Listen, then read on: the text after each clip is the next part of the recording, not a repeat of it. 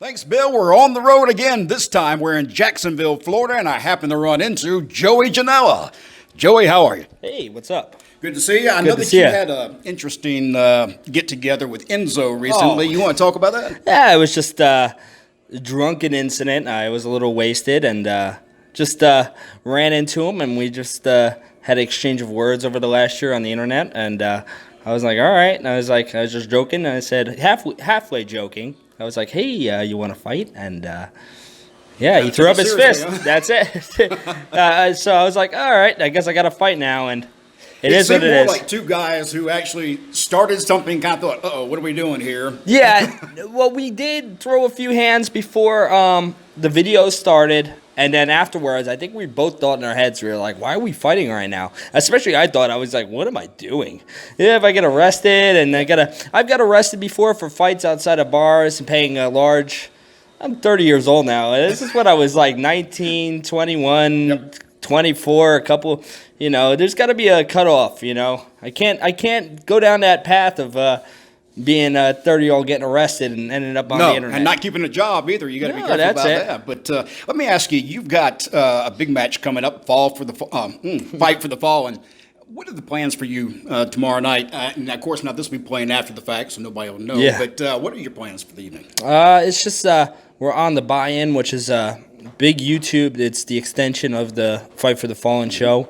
And it's 6 guys. I want to tear it up and haven't really proved their point yet in AEW and what they're about. Some of these guys, Jimmy Havoc, I feel like he's got he's come from England. His fan base in England and the UK is huge, and they see what he can do with the craziness and the wildness. I know what he can do. And Darby, they just got a little taste of him against Cody. And me, of course, they got a big taste of me at the last show. But then you got the 3 douchebags that were wrestling.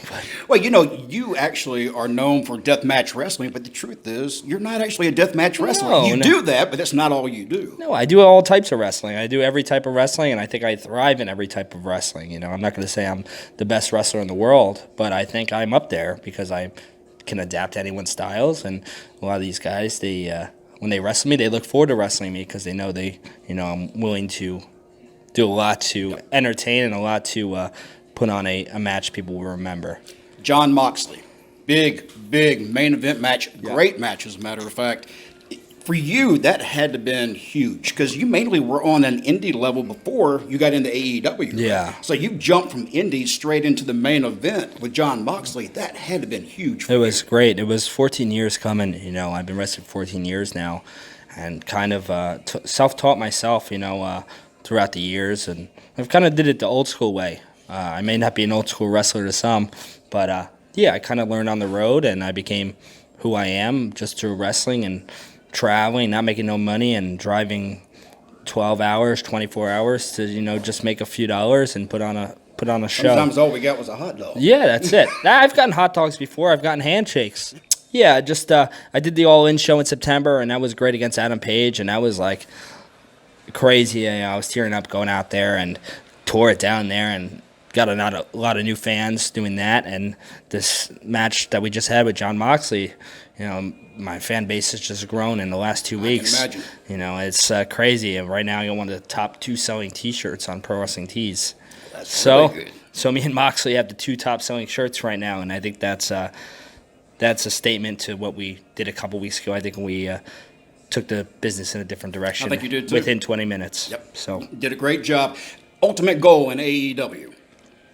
I just want to show everyone that I'm one of the best wrestlers in the world, I think, and I just want to, I want to tangle up with Kenny Omega and guys like Jericho and learn from these guys that have had these huge main event caliber matches on huge stages, ones I can't even imagine being on yet in front of hundreds of thousands of people.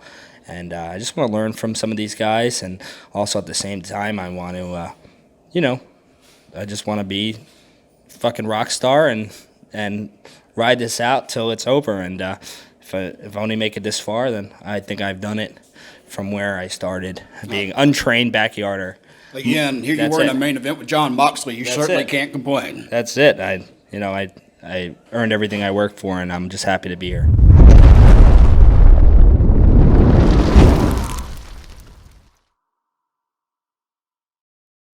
This time, Conrad Thompson is with me. Conrad, it's great to meet you. Hey, man. Thanks for having me. Tell me a little bit about StarCast 3 coming up in Chicago. Well, we're excited about it, man. It's going down Labor Day weekend. We're back where StarCast began at the Hyatt Regency in Schaumburg, Illinois, and All Out is the happening, man. It's the most anticipated wrestling show maybe ever, and it's 4 days of fun right there. Let me ask you, I'm curious because I know you've done All In 1, you did StarCast in Las Vegas, now you'll be in Chicago. Is there anything with StarCast that you would like to eliminate, something you'd like to add? The stress I'd like to eliminate. I'd like to add more fun for myself. No, we've got some big surprises planned, and stay tuned. It's going to be a fun ride getting there.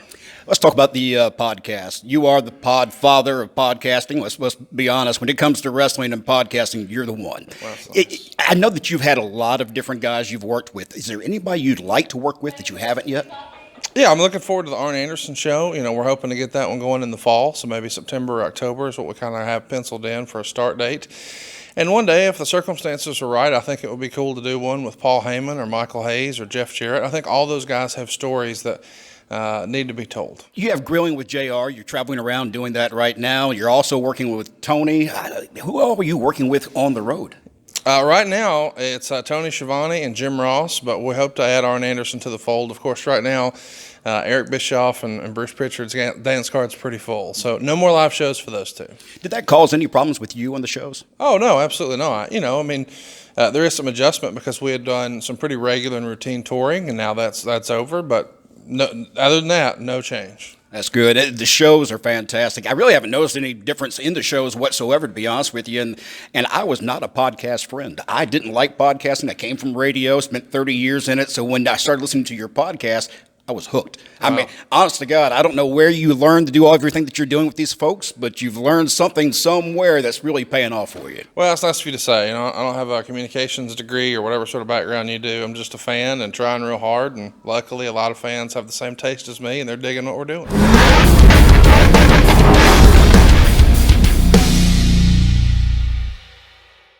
This time, I found somebody that I was actually not looking for, just happened to be here. Marko Stunt with AEW. How are you? I'm great. Thank you for having me. Tell me, I'm curious how you got involved with AEW, because you're still kind of fairly young. I mean, how old are you? I am 22. I'll be 23 this month. So you are really young. When did you start training? I trained the second half of my high school senior year, and so I was 18, and then. Now, how about AEW? How'd that come about? Oh man. Okay, so I did a show. It was called Joey Janela's Lost in New York, and stuff just kind of blew up overnight for me. And Cody saw part of that and hit me up the next morning and asked me to be a part of All In, the battle royal there. That had to be incredible for you. Oh man, I almost peed a little bit. Yep. Yeah. For sure. It's definitely the most wild experience I've ever had. You were in the ring with a friend of mine, Glacier, Ray Lloyd. Yeah, man, I love him. He's been so good to me. Yeah, he's really he's one of those good mentors for a lot of the young guys to learn different things that maybe you haven't quite learned yet. But I was on a show with him in Missouri not long ago, and we were just driving around, and I ended up saying something to the effect of he's like a walking seminar. He's like a walking, talking seminar. He truly is. You know, I had an interview with him probably a month or so ago, right before he went in for that match. Yeah. And he's just one of those guys. You can he's legitimately nice. He's just a nice guy. But he's one of those good guys. Tell me about the locker room in AEW. I know you've been in a lot of the independent locker rooms, but AEW, is there a lot of difference there? It's definitely you can tell the difference, I think, because I think the boys know that they got to step their game up. This is a whole different scenario. This isn't hey mom, I'm going down the road to go jump in my friend's backyard. This is, hey mom, I've got to take a flight to go wrestle in front of 14,000 people. You know what I'm saying? This is a very professional environment, and it's something that I have to get used to myself, and because I'm used to just going in and just doing whatever, you know. What size crowds were you used to before All In? I think the biggest crowd I'd ever wrestled in front of before All In was maybe 1,000 people. Wow. So now you're looking at 20,000 people, and that's got to be a little bit unnerving. Oh, okay. So that's funny.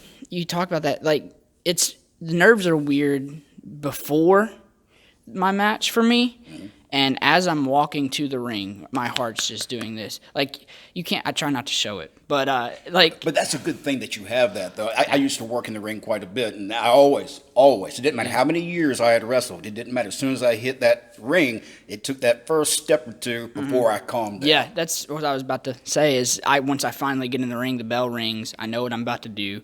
It just calms down, and it just turns into a match. I'm just Marko wrestling a match at that point. It could honestly be 100,000 people, and it'd probably be the same thing. Of course, don't get me wrong, nerves are still there. Oh, yeah. But, like, it's almost like wrestling is like a drug, and it's like just does something to you. You can't ever get enough of it either. Oh, no. I'm 55, and I still don't have enough of it yet. Tell me, you're against a lot of guys who are twice your size, 3 times your size in some cases. Does that worry you at all as far as your safety? You ever heard of little man syndrome? I have. Yeah. I've been told I have that. I feel like... Actually, see, his head's just there. There we go. There we go. Yeah, I'll go down, you go up. No, I growing up, like, I've always been this height, so I don't know what it's like to be any other height. I don't know what it's like to be bigger or smaller or anything. So, like, I'm just me. Like, I'm a human being. If I think that I can do something, I'm going to put my mind to it. I'm going to do it, you know? Recovery time. I'm curious because you take a lot of abuse at times. So what's your recovery time for that? Okay, so I don't have a regular job. So, like, wrestling's all I do now. So luckily I have the chance to take the week off 5 days at the most usually, and then 3 days on a long week to just chill out and sit at home. What are your plans for this weekend for Fight for the Fallen? I'm not sure, to be honest. I think I'm doing something with Jungle Boy and Luchasaurus. But, Oh, that'd be after the fact anyhow, so we're okay. Yeah, so, yeah, I'm doing something with Luchasaurus and Jungle Boy. I'll be out in their corner. I believe so. That would be actually really good. You and Jungle Boy, I can see actually, there's a lot of similarities in there. Jungle Boy's a real good friend of mine. I keep up with him. We met. We both blew up roughly around the same time, and so we got to talking after all that, and we just became good friends. He's one of the best dudes I've ever met in my life. Now, are you working full-time with AEW, or are you allowed to work other feds as well? At this moment, I'm not exclusive. I'm allowed to work other shows right now. So that's a good thing. Marko, good luck to you. Look forward to seeing what you do in the ring. But, all right, we're going to get on with the show, guys. I'm going to introduce my good friend. He's going to help me out with my credit score. Conrad Thompson, everybody.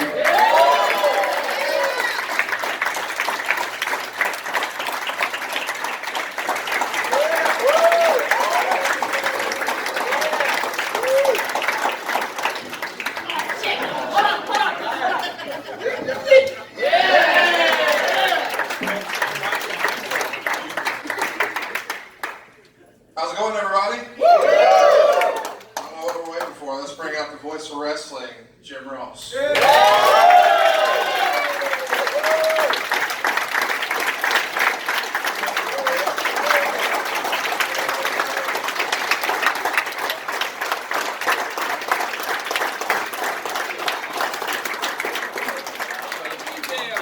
sir. This is a mule. My go-to lately has been the Grey Goose pear mule.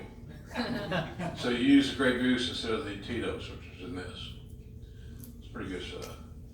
It's kind of a chick drink, kind of a chick magnet. I have to stand. You can see that, right? Blue chew. Oh, we'll get that. We'll get the blue chew. Hypothetically, JR, does the blue chew kick in faster with a couple meals? Yeah. I can be in very dangerous territory and very quickly.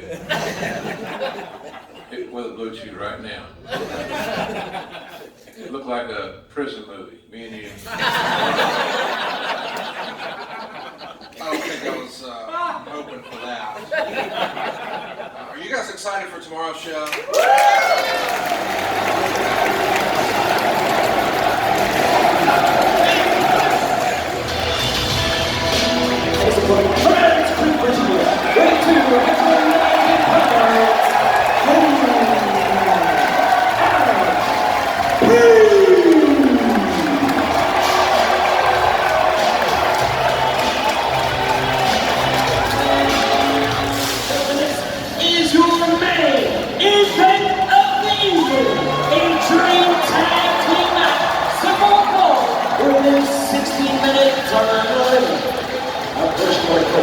Central Cucamonga, California, at a combined weight of 390 pounds, Nick and Justin Duke Young Bucks.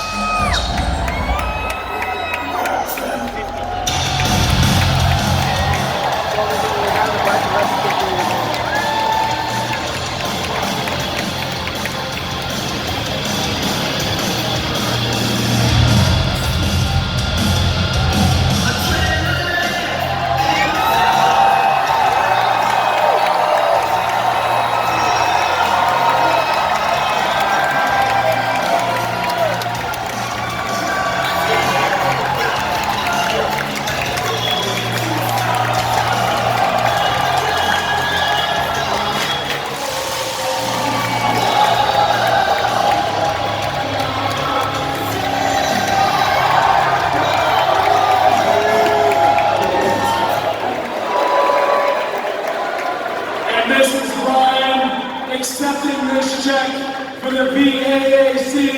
It's $10,000 from Kenny Omega, $5,000 from DeBailey, $25,000 from Farrah, and $110,000 from All Elite Wrestling.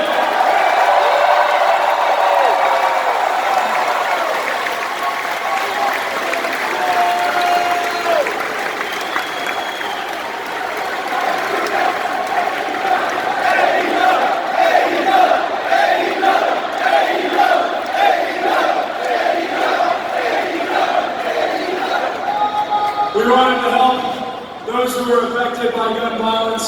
The mayor's office, the VAAC, make sure that this money is responsibly sourced to those who have been affected by gun violence. This is an authentic, genuine contribution to the city of Jacksonville.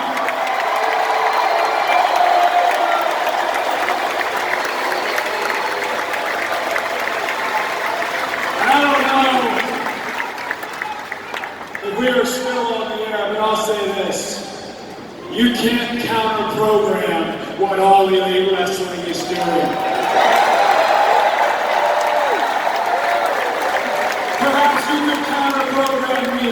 Perhaps you could counter-program Nick or Brandon, but guess what? You cannot counter-program the love, the genuine feeling, the damn revolution that is all Elite Wrestling.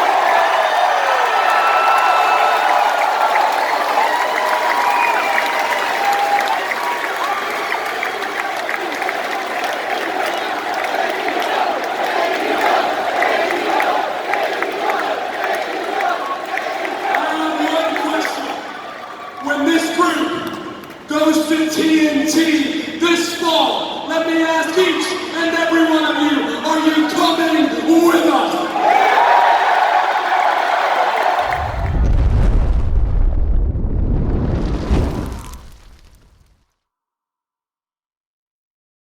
Cody, is there any chance we'll have the rubber match between you and Nick Aldis? Literally on my left and so out of left field. Gosh, Nick Aldis is amazing. In that moment in Chicago, I thought, oh man, there's no way we can top that. That's like my hometown now, that crowd, that Sears Center, and just literally like goosebump inducing moment that we got to share, him and I. So I don't know, you never know. I wanted to take that title further and further, and then, the politics of this all deemed that not possible. So at this point, solely focuses on AEW, the young men and women as part of AEW. And if that's something that comes up, I'm absolutely open to it. Our doors are very open. You know, we're not shy about that. They're very open. We literally want to work with everybody. But in the interest of that, we focus on this brand because we're heading to TNT. We've talked about it. This is our brand, and this is our team, and damn good team. So who knows?